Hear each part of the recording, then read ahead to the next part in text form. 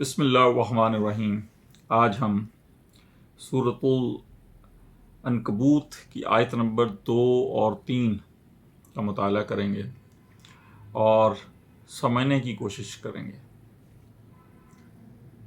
بسم اللہ الرحمن الرحیم۔ الف لام میم۔ کیا لوگوں نے یہ سمجھا تھا کہ وہ چھوڑ دیے جائیں گے صرف یہ کہنے سے کہ ہم ایمان لے آئے اور انہیں آزمایا نہ جائے گا؟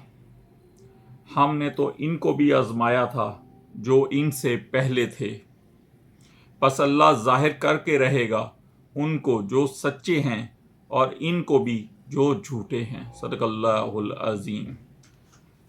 ہم ان سے پہلے بھی ایمان کے ہر دعوے دار کو آزماتے رہے ہیں، اور آزمائش کے بغیر ہم کسی کے ایمان کو تسلیم نہیں کرتے۔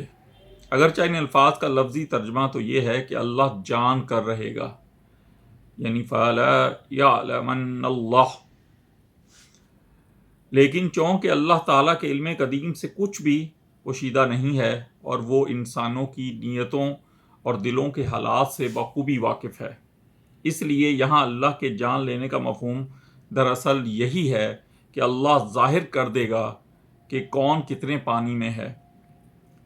وہ ممیز کر دے گا کہ کون منافق ہے اور کون سچا مومن، کون ضعیف الایمان ہے اور کون قوی الایمان، کون سچا جاں نثار ہے اور کون محض دودھ پینے والا مجنوں ہے۔ صدق اللہ العظیم۔